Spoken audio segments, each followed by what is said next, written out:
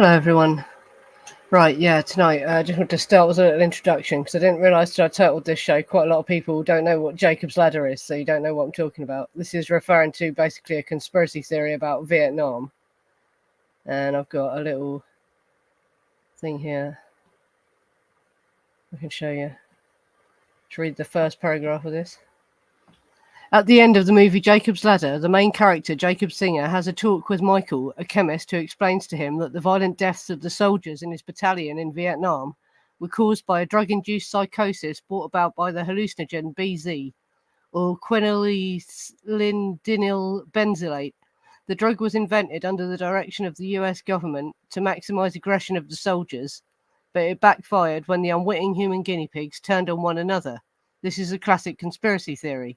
But is the story of BZ actual fact or movie fiction? A little research on the internet revealed the following. And yeah, there's like a lot more information available since that was written and Jacob's Ladder was made. But that's the conspiracy theory, basically, that there was an experiment carried out in Vietnam where men were unwittingly given a drug that was meant to make them more aggressive, but they all just turned on each other and shot each other. And I was talking to someone else recently, and they told me another bit that I hadn't heard before, but it was something that they distributed by aerosol, and it also hit some Viet Cong as well, and they did the same thing. They all killed each other as well. So yeah, that's the conspiracy theory. And that now there's been footage released of them testing BZ, and so I thought, yeah, we'd react to that. Because this is a live stream, I'll talk to the chat for a minute. There'll be chapters in the description if you want to, watch that straight away and want to skip this bit. But yeah, hello. Yeah, Jacob's Ladder. It came out in 1990. I know there's some clips of it online because I saw it. Yeah, back when I was a teenager in the 90s, and it really is quite a disturbing film. It haunts you. You never get over Jacob's Ladder. That's just what they call the drug, and the guy is called Jacob. The main guy is called Jacob. Yeah. But BZ, no, it's not biblical. The film has nothing to do with the Bible at all. It's about a Vietnam veteran. Yeah. That's it. Well, also when we watch the footage, well, we'll get to it, obviously. Yeah, but yeah, that's Jacob's Ladder anyway, and the footage of BZ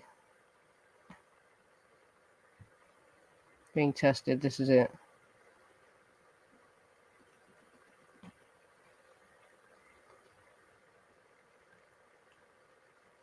Like I said, there's several different versions of the experiments that they did, showing different things. But yeah, this is the one that looked most like the sort of Jacob's Ladder scenario. So I thought I'd show this one.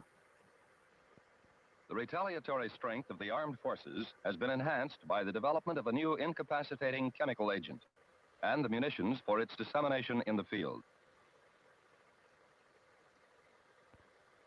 So it's like aerosol, isn't it? Produces dramatic mental and physiological effects when inhaled.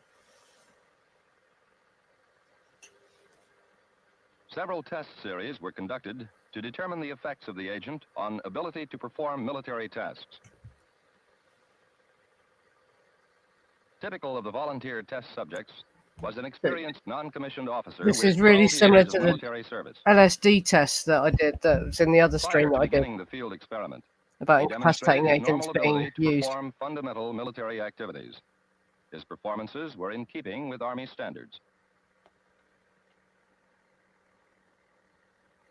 The next morning, he was given a measured amount of the agent, equal to a tactically feasible field dose that can be delivered by the standard munitions developed for the agent. 3.5 hours later, when he took part in a masking drill, his manner was confused and indecisive. This is definitely not making him more aggressive, is it? It's or improving his performance. It's making it worse. So yeah, he can't put the mask on. So yeah, I don't think that this is making him more aggressive, is it? Definitely. The volunteer, a highly trained veteran soldier, found the simple act of masking a difficult task.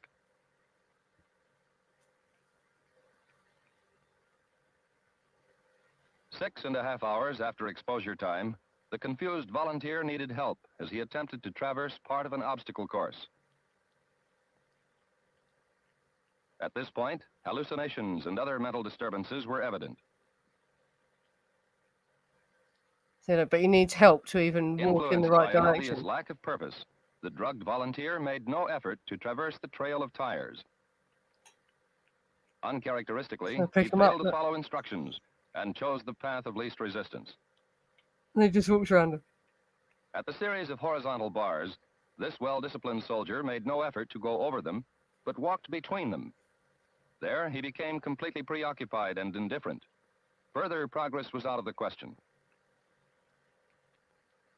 So again, does this look like it's the drug that The following would have morning, made men all kill 27 each other? hours after being exposed to the agent, the volunteer repeated these portions of the obstacle course. So he's better the next day. Now, Basically. with the drug's peak effects receding, he could walk through the trail of tires, and with some difficulty, he successfully crossed over the series of 6 horizontal bars. But it's still not completely On this better. second day of the test, the mental handicap had eased somewhat, and the volunteer was better able to comply with instructions. Periodic lapses into confusion continued, however, and some physiological stress remained.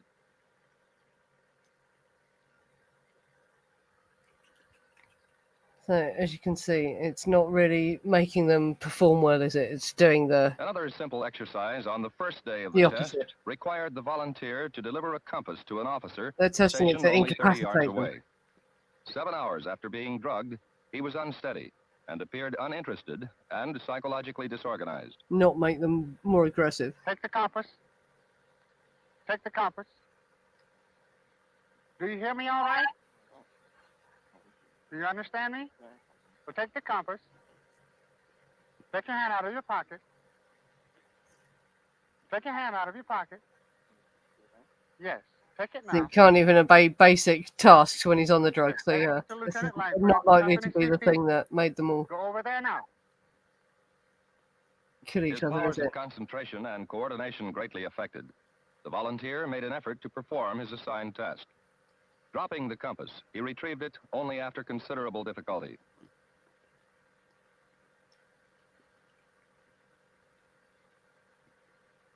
He continued briefly on course. However, as he neared his objective, he abruptly changed direction and in obvious confusion wandered aimlessly through the woods. So yeah, can't even walk from one place to another reliably on it. So yeah, unlikely to be what they used, is it? Sergeant Campbell, did you deliver the compass? Do you have the compass? You couldn't find the CP? You dropped the compass. Again, there's other footage as well, which is Sergeant Campbell, slightly you kept the different. compass down at your feet. At this point, the psychotropic effect of the agent was clearly demonstrated by the soldier's inability to comply with instructions to complete a simple errand. See, this is it. He can't do anything. So yeah, let alone fight a The whole, next day, or more kill the than rest of the 27 platoon. hours The after battalion. receiving the field dose of the agent, he demonstrated the recovery of much of his physical coordination. This time, he succeeded in delivering the compass to the officer nearby.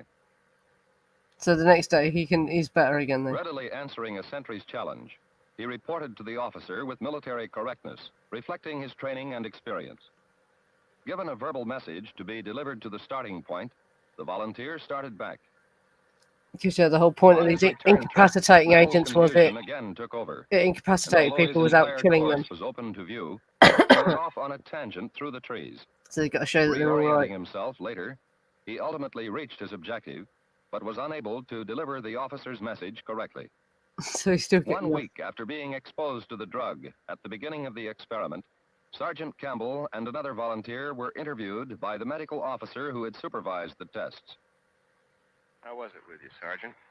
I think it'd be a very effective agent, sir. Can you tell us what the experience was like? Well, sir, all I remember is after getting the injection, about an hour, I started to get chills, lose my sense of speech. I remember coming over here to the obstacle course. Beyond that, I don't remember anything until Thursday morning. Nothing at all. Nothing, sir, except remember It's trying to crazy, get out so of they have the no memory as room. well. That's disturbing, isn't That it? was the padded room over in Yes, the What the ward. fuck does it do to him? Sergeant First Class Campbell, once again a first-class soldier, could remember only one of the many events that took place between Tuesday morning and Thursday morning, a span of about 48 hours. even though he had seemed to be functioning correctly at times during that period. This psychological impact, together with the physiological stress it imposes, makes this agent a veritable chemical ambush for the soldier. Right, and that's that. Right, so yeah, as you can see, I don't think that, because when Jacob's Ladder was made, they had probably seen the drug BZ written down, but this footage wasn't available yet, and they couldn't see. But yeah, I don't think that it was BZ, definitely. Looking at that, it's an incapacitating agent. And there's other footage as well. I could do other streams about, because it had potential for other things, because there's also an antidote to it that they can give you. But it wears off, so you have to keep coming back to get the antidote. And they could have used it in interrogation in that way.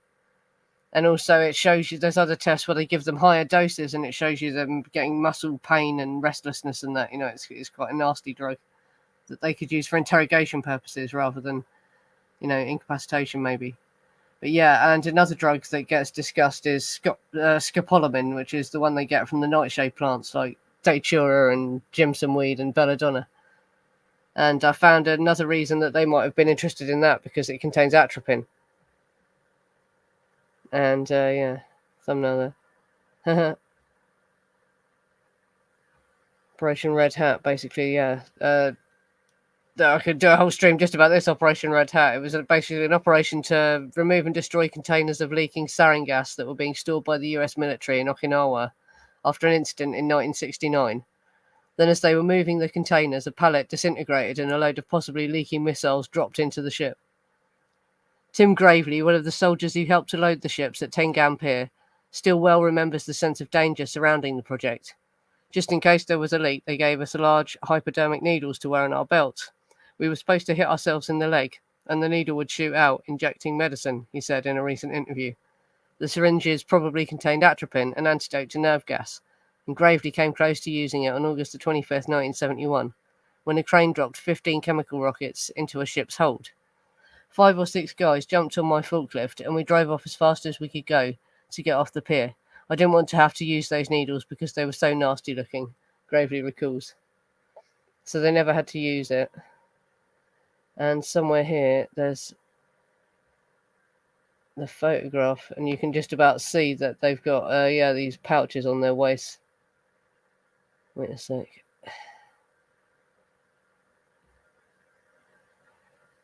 Yeah, you can. Unfortunately, the logo is covering it up on the other guy. I've seen another version of the photo, but you can just about see there's a black pouch on his belt, and that must be what they had the needle in. But yeah, this is them dealing with the chemical weapons that got leaky in Okinawa, basically. But yeah, I found that, and I thought that might be another reason why they were so interested in scopolamine. So it wasn't as a Jacob's Ladder drug; it was because it contained atropine, which is a antidote to sarin gas, which they were making, and it was leaking, so they needed people to have an antidote.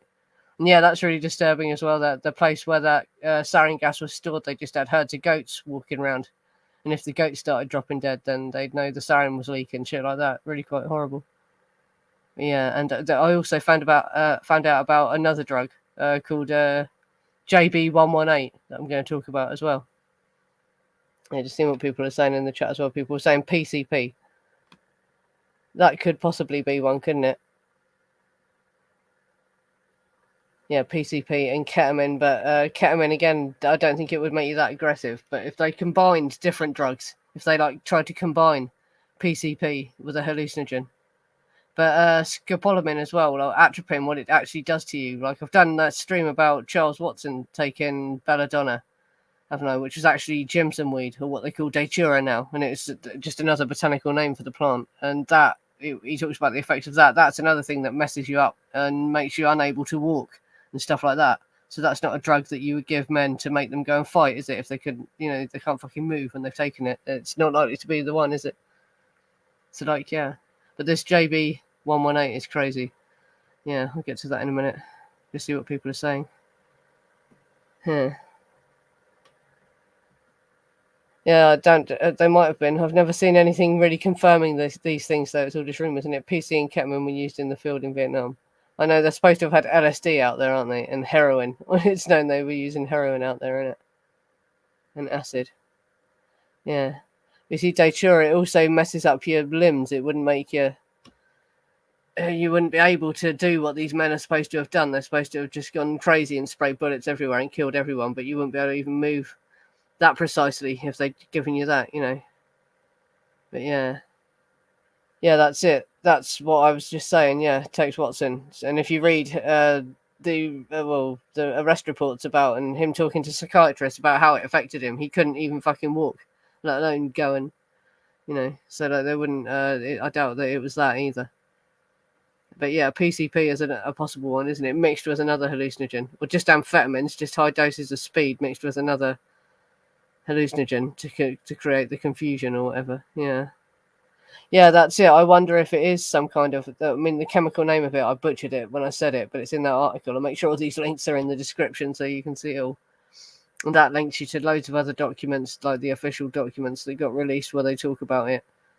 And that, I don't know where they got it from, where it's derived from, but I don't think it is. But it sounds very similar in what it does, yeah. Except you don't hallucinate quite as badly, I don't think. But yeah, they did hallucinate. Like there's other footage where you see a guy trying to smoke a stick of some sort. He thinks it's a cigarette, you know, and stuff like that. And so yeah, they're obviously, it made them hallucinate.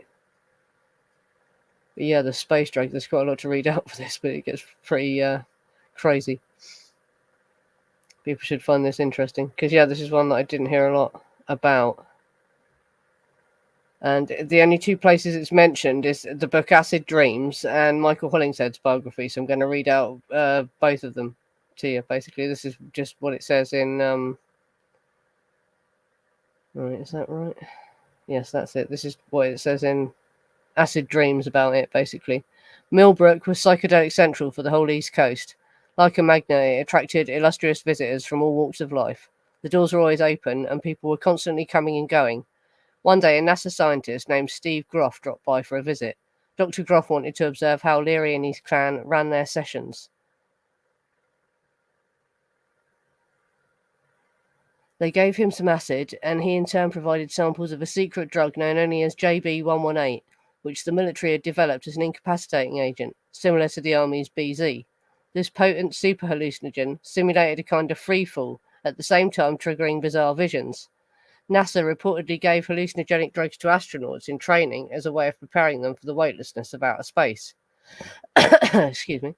A few of Millbrook's regulars tried the space drug, and Ralph Metzner described the results. Objects are seen that are not objectively there, Metzner reported, and other objects that are present are not perceived.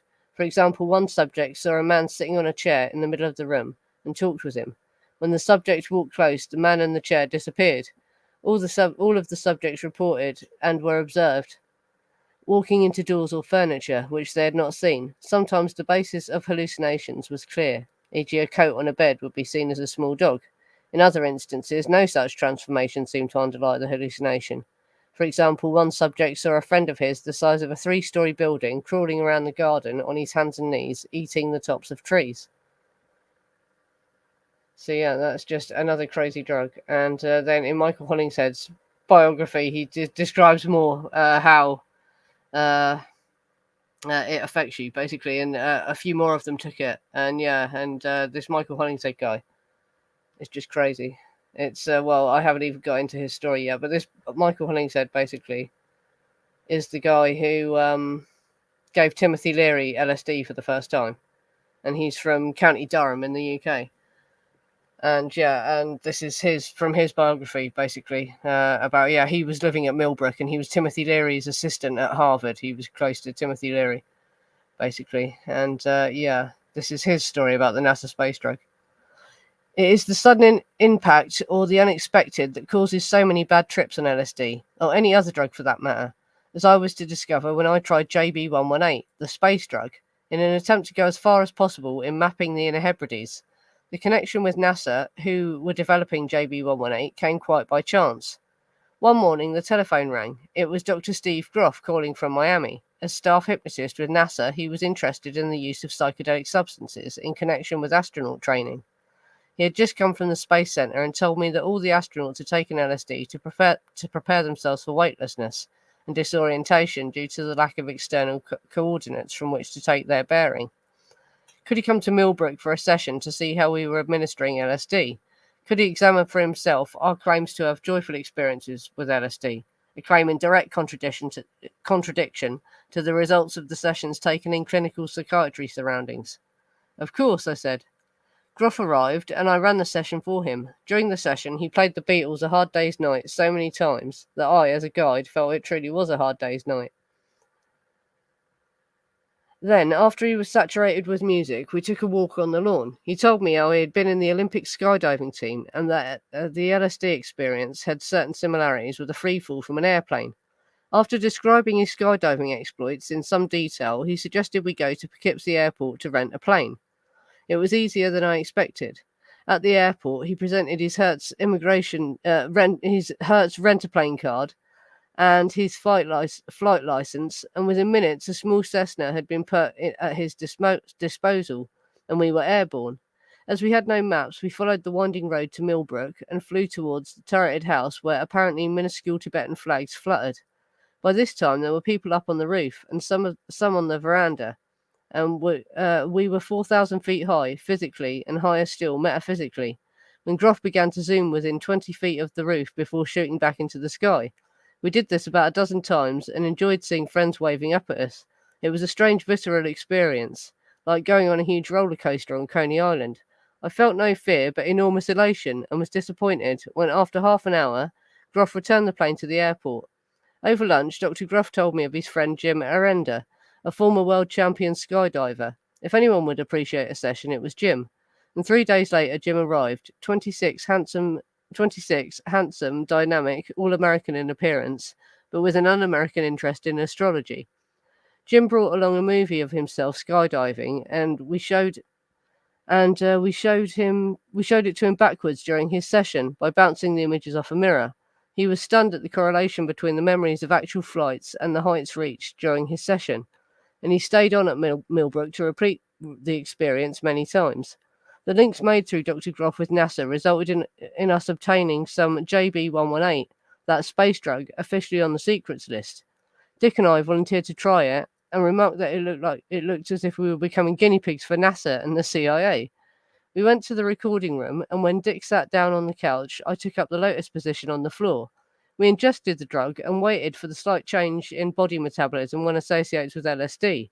But wham! This took effect instantly in the somatic sensory areas. I felt myself moving around the room in leaping acrobatic backwards somersaults. I could not prevent this, yet I was not hitting any of the electronic equipment in the room. I was spinning round and round in the centre of the room, gliding past everything. I had the absolute conviction that I was in a small space capsule about the size of a tennis ball, and it had broken loose from the safety belts. I felt alarmed and sensed a paranoid antipathy towards whoever had been careless enough to put me in the capsule in such a dangerous way.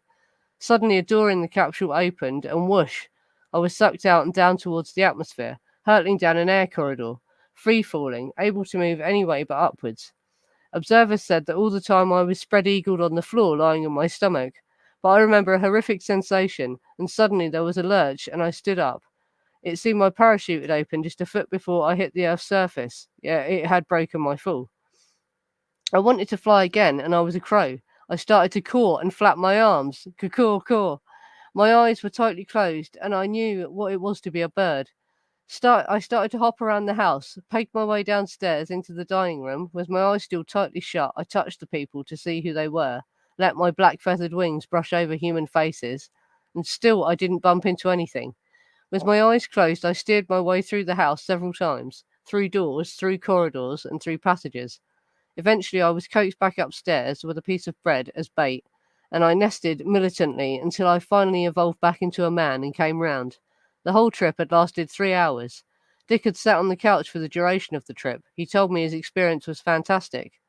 The first thing I saw was this young chick coming in.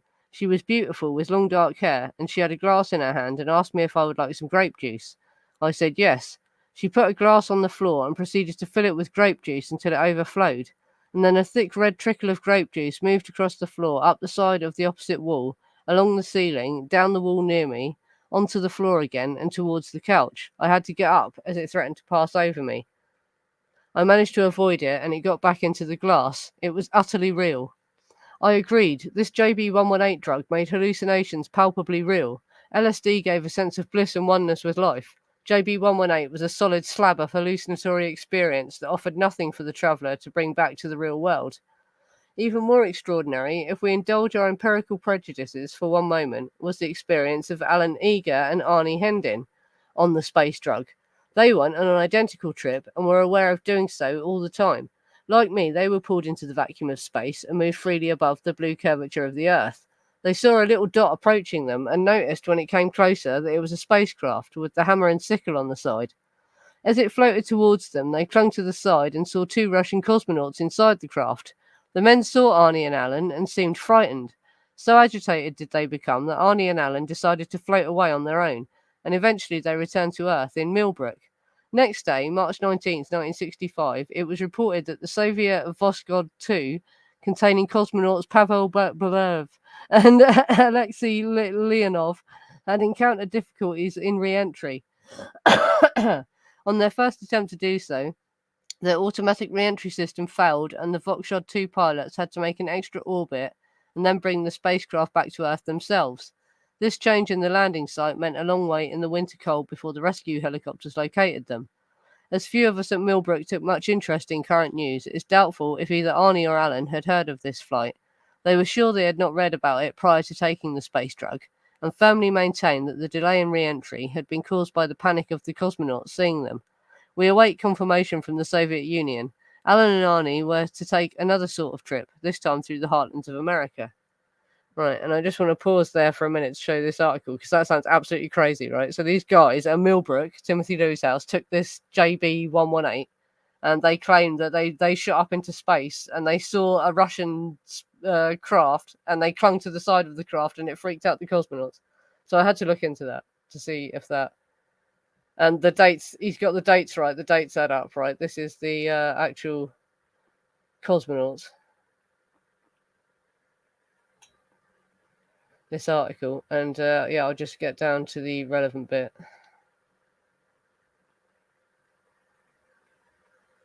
She's saying this was Voskhod 2, wasn't it? So we go all the way down. The second and final Voskhod mission, Voskhod 2, occurred on March 18th, 1965, and carried cosmonauts Paul. Yeah, I've said their names already. It also included an inflatable airlock called Volga that allowed the world's first spacewalk, according to RussianSpaceweb.com. Immediately upon reaching orbit, preparations for the event began. The collapsible airlock was inflated, and after donning his spacesuit, Leonov climbed inside. About an hour and a half after liftoff, Leonov became the first human to float alone in space. "I am on the edge of the airlock," Leonov said as he stepped outside. "I am feeling great. See clouds below and sea." Few images exist of this historic occasion. Leonov carried a video camera, but he accidentally tossed it away, then watched it disappear into the distance. He snaked himself out to the end of his 16-foot 5-meter tether several times and even banged his head against the side of the spacecraft, producing sounds inside that Belyaev was able to hear. After 10 minutes, Leonov felt his hand slip from the gloves of his spacesuit and began to grow overinflated, and his spacesuit began to grow overinflated and deformed. The pressure difference between the air in his spacesuit and the vacuum of space expanded his suit. He became concerned, his heartbeat racing and sweat beginning to fill his spacesuit up to his ankles. He tried to unsuccessfully re-enter the airlock feet first. He finally made the risky decision to open a valve in his suit to release some of the air, allowing him to make him back inside just as the spacecraft slips over to the Earth's night side. Right, so it says he lost his video camera as well, which is convenient. So yeah, so there's no footage on the March. Yeah, and basically it tells you they landed off target because there was complications. But he obviously does not mention them seeing 2 hippies clinging to the outside of the craft. But he's basically saying, yeah, that these 2 people tripping on hallucinated themselves into space, and the cosmonauts actually saw them. But yeah, the craft really did go off course as it was coming back. It came back late.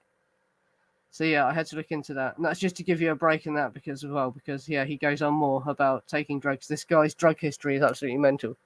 Just wanted to break from reading it. But there's more about this drug. But doesn't that sound like something that it could be? Because that was an incapacitating agent as well. But that, yeah, it gives you strange sensations of falling. But yeah, you can remember it, obviously, because they can all recall what happened. But yeah, that could be one, couldn't it? Yeah. That's it. Floating in a tin can. That sort of drug, yeah. I wonder if they've ever given it to them on the space station. Because, yeah, I couldn't find any other references to it other than the book Acid Dreams and, Michael Hollingshead biography, which is what I'm reading to you now. And he says a bit more about it. There's a bit more JB-118 stuff. But they end up throwing it away because it freaks them out. They end up having to call a doctor for someone. Yeah. Can you hear me, Major Tom? Yeah. That sort of thing. But that's just another crazy drug that, there's not enough information about, that never got mentioned again. But that was from NASA, not the military as well. This guy from NASA turned up, and it does sound like they just used Millbrook to test drugs on people. And this guy, Michael Hollingshead, would just take anything you offered him, basically. So, yeah, he did get used as a guinea pig. I think he's right. Yeah. Yeah. James Watson's remote viewing us. Yeah, put some pants on, Mark. You weirdo. Yeah. It was mentioned in the Ancient Aliens about the cosmonauts seeing angels. What, did they mention the drug JB-118? Because I've never heard it. I couldn't find any other references to it.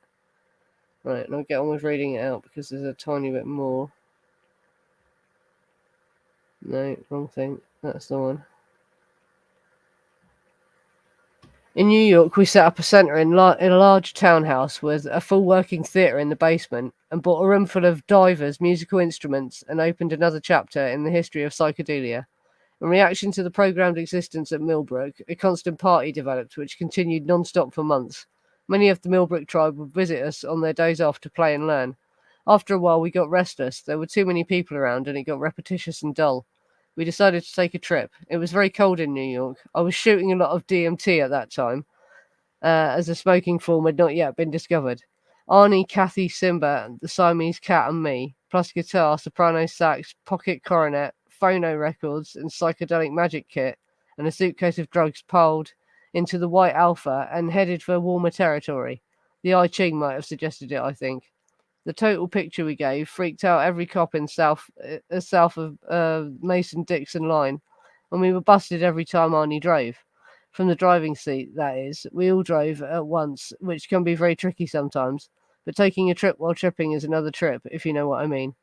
Arnie and I were in the costume, he looking like Jesus, but in baseball pants, high sneakers, beads, etc., which is quite the mode now. In '64, it was extraordinary and worth 100 gamma just to look at it. When he would add extra touches to his gear, like those kids' space helmets, he wouldn't get half a mile before a cop would see us go by and flip him. No harm, we were always released very quickly. Arnie, in his best prophet manner, would promise interrogating police chiefs fire and flood unless we were released at once. It always worked. He's a fine magician. Our clothing was a time trip, and it caused short circuits in robot people. Although we ate in all types of restaurants, we were never asked to wear ties or jackets.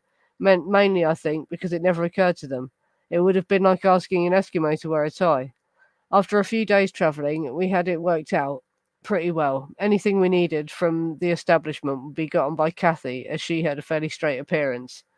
We had gotten into warm weather. We travelled and explored all over the countryside, on and off the roads, cutting across the fields and meadows and treating the Alpha as if it were a Land Rover, stopping at our slightest whim.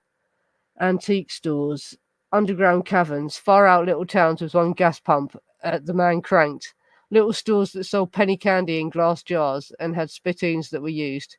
Rural America almost unchanged in 50 years. In Charleston, we checked into the bridal suite of the Holiday Inn, had supper in our room, preferable to going out, and after bathing, proceeded to set up shop. Out came the incense, candles, bottles, India prints, mirrors, toys, comics, phonograph, musical instruments, movie camera, fireworks. We had bought $100 worth a few hours before. Magic kit and the drugs. We had everything but grass, the brown rice of drugs. Arnie tried to score some from our coloured bellhop, but his mind had been whitewashed. He bought us a bottle of vodka, which we duly set in place unopened. We had about 35 caps of beige acid, which we hadn't tried yet. We each took a cap. As it came on, we saw it was good and took a few more. We were feeling great and proceeded to get married. We had bought funny fake marriage licenses, which we signed with our other names. Vasey McCoops, Ring Hank, and the cat paw print. We kissed, danced, lit Roman candles off the balcony and sparklers inside, which Arnie photographed in the candlelight. We danced and drew arabesques with them, and drew a showering sparkler out of the bell of the golden soprano. We were flying. I took some more caps, and Arnie followed.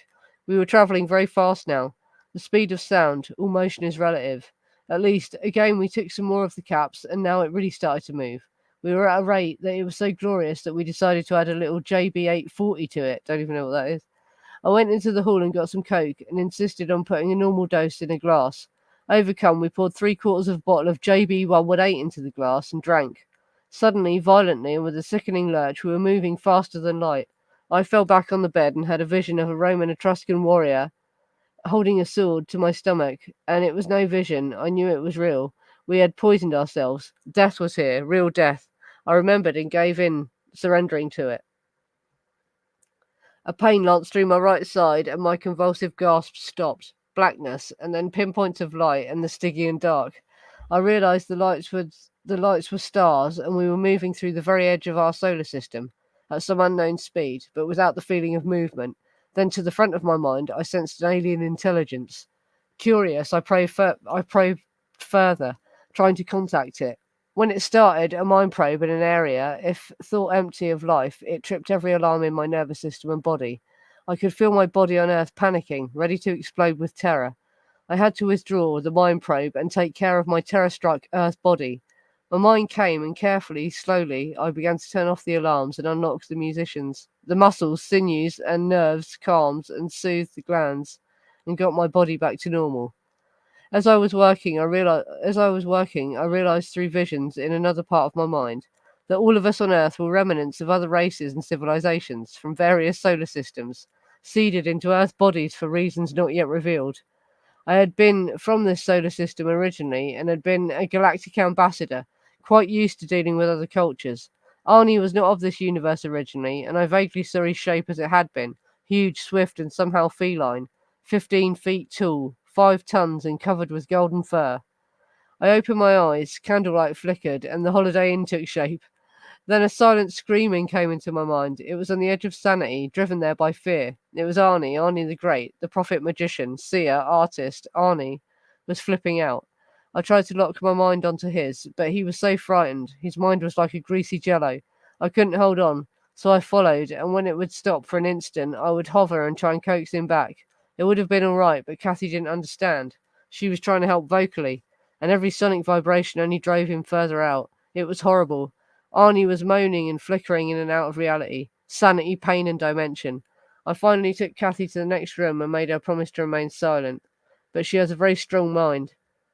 And when she began thinking of medical help, I couldn't block her thoughts completely. Soon Arnie began to think for help. After a time, I gave up and called the desk for a doctor. Less than 3 hours had passed, and when we started, we were still very high, to say the least, plus slightly in shock. The doctor, after a game attempt to get Arnie hospitalised, reluctantly gave him a mild sedative. After several reminders from me that he was a doctor, not a judge, he finally left, radiating disapproval. After a few more eons, Earth time, about an hour, Arnie fell asleep. By then, it was after dawn. We were asked to leave soon after. When Arnie awoke, we moved out to the nearest motel, a block away, I think, and ate in bed rather quietly, and slept till the next day. When we awoke, we ate some more, discussed the dumb doctor and the strange intelligence we'd encountered, took stock of our drugs, we had thrown out all of the JB, and packed, giving all the fireworks to a bellhop, as Arnie was afraid he would set them off mentally. We were quite down from the experience, so we each took 2 capsules. Cassie wasn't having any, and I drove us out of Charleston, through spiral-type buildings, and heading south, the top down. By the time we were out of the DMT-coloured city limits and on the open road, we were feeling normally glorious.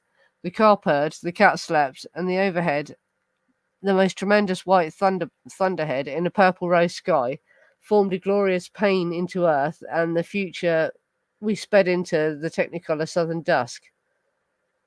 There you go. So that's crazy, basically. And that was their experience of the drug. And basically, it's like the original, what it says in Acid Dreams was, it was another incapacitating agent they tried to use, basically. And it sounds like that's what it does. You're incapable of doing anything once you've taken it. It makes you feel like you're physically flying, and you feel like you're in outer space. And there's the allegation that they actually, while in space, some Russian cosmonauts saw them I mean, how the hell did they do that? Because they can't have physically gone into space and been on the outside of a spacecraft, can they? They would have died. So how the hell did they see them? How were they physically there? And something did go wrong with that thing. They came back late and they landed in the wrong place. They ended up in the freezing cold there to come and rescue them. Huh. And yeah, and at the beginning there, the NASA guy fucking got a plane, and they flew a plane on acid as well. Hope people did miss that. They had taken acid when he went and hired that plane and flew over Millbrook and was flying right above the roof, swooping down over the roof. They were actually on LSD, which is another crazy thing. But yeah, that Michael Hollingshead life is just crazy, and his drug experience. Yeah, that's it. There's drugs we haven't even heard of. Yeah, we don't even know what the fuck they are. And that's the only references I can find to it are in Acid Dreams and in Michael Hollingshead's biography. So, and I couldn't even find any other references to the bloke, the name of the man that they spoke to from NASA. So whether he was real, was he just like a made-up front character, and he was just some actor or, you know, person in disguise given a false name? Can't find out if he does exist. See the cat's leg then. Cat's on one up. People are always asking about the cat. He's here now. Yeah, I think that was all I had to read out, wasn't it? Yeah.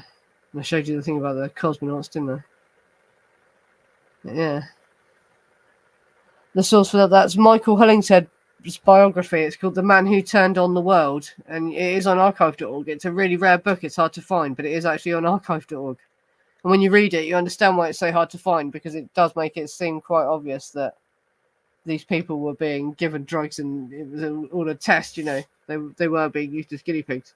In that extract, he says it feels like we're being used as guinea pigs, and they were. Crazy. Yeah, Michael Hollingshead's biography. I'm going to talk more about him because it all seems quite sus, yeah. That he ended up with the job he got being Timothy Leary's assistant at Harvard, because he's not even a psychologist or anything. So it's like, yeah, how did he get into all this stuff? Yeah. About Gottlieb, yeah, remote viewing. So could it be a drug? Yeah, they were using to try and enhance that, because that sounds like what the guys did, doesn't it? Yeah, when they describe shooting up into space, and they saw the Russian spacecraft, and they said they actually clung to the outside and looked into it, and the cosmonauts saw them. And yeah, if you read that article I found, there's a constructed story. Yeah, but it's weird that he happens to lose his camera as well, isn't it? So there's no footage. So what, did they have footage of these American hippies? But it can't have physically been them. What? So would they have looked ghostly or what? What the fuck would they have looked like to the cosmonauts? Because it wasn't that they were physically still lying on the floor in Millbrook, because apparently it put you straight.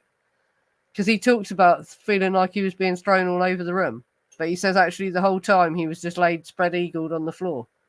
So like once you take it, you can't fucking move. You just lay there, but you feel like you're flying all these places, you know. Yeah. Yeah, that's it. What he was saying, the guy was diving the plane down over Millbrook and flying right over the roof and shooting back up again. Crazy, yeah. Yeah, that's it. Imagine that, these Russian cosmonauts today, because, yeah, not even in spacesuits, just looking in the windows going, "Hi, man." What's going on? Holy shit. Yeah, but what would they have looked like? Would they have even looked like humans? Would they have just been like weird shapes or whatever? Who knows? Because they were like remote viewing. Yeah, people suppose you could compare it to like, yeah, remote viewing, astral projection. It must force you to astral project or something like that. Yeah. Yeah. Yeah, that's it. He did. He drove to fucking a nightclub, didn't he? I've isolated the clip from that interview where John Lennon talks about that, and there's a bit after that most people have cut out when you find the clip where he talks about when they did it again in America. Yeah, well, fucking what stopped the Vietnam War? When they wanted it to stop, basically, didn't it? Yeah, fucking hell. They don't give a shit what we say, do they? Mm. Yeah, that's another thing. Maybe they've just given, the JB. This is why the astronauts really think they've been to the moon. They've given them the JB-118. Really, they haven't even left the Earth.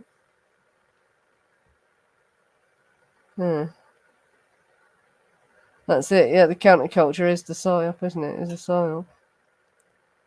Or like, do they jump on countercultures as they form? Or do things happen naturally? I do think things happen naturally as well. It can't all be fucking controlled by them, can it? And they can't have perfect control of everything, can they? It's just not plausible. When you look at what they have released, they actually failed most of what they wanted to do. They didn't actually successfully do it. Yeah, when I looked into it, he says they stayed at Doris Day's house. It was actually Zsa Gabor's house, and the way he says Doris Day, if you listen to him say it, he's saying like, "Oh, just some random Hollywood woman name." He just couldn't think of another name. It's actually Zsa Gabor's house they were at. Yeah, no, it was Zsa Gabor's house. Yeah, because I thought that straight away. Doris Day's house. Did they mean Terry Melcher's? Were they at CLO? But no, it was actually Zsa Gabor's house. Nothing to do with. Because Terry Melcher was their fucking manager in the US as well. He handled them when they were in the US. I didn't know that. So it could have been possible, but no, it wasn't. They didn't take acid at CLO. It was Zsa Gabor's house that she'd let them rent. That's it. That's what other people say as well. Is that yeah? That they only tell us about the things where they failed. They don't tell us about the things where they succeeded. Obviously, yeah.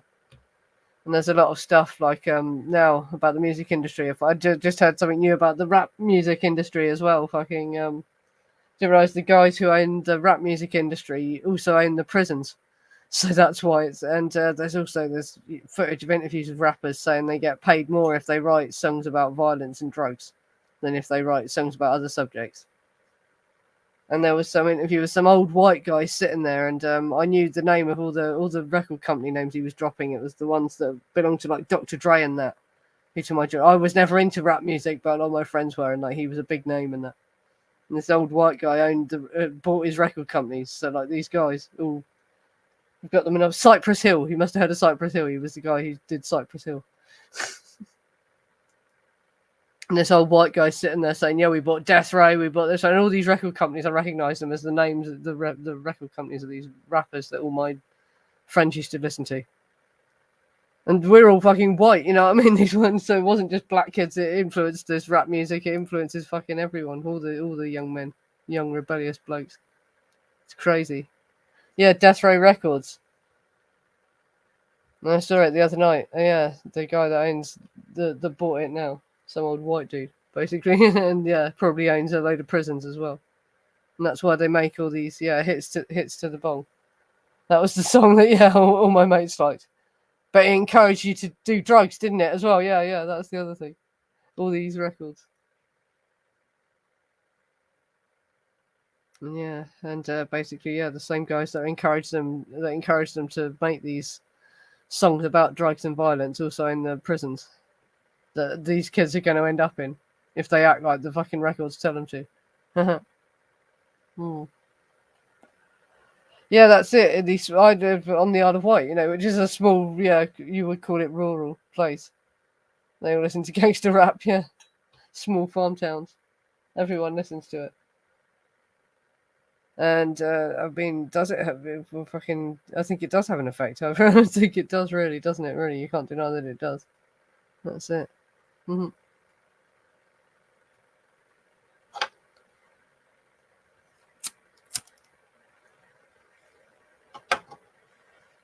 The whole entertainment industry is just it's either designed to distract you and lull you into like a false sense of security or whatever, and just distract you from what's going on and give you escapism from reality, or they're trying to push some sort of narrative or message on you. It's the insidious part of it, basically, yeah. Yeah.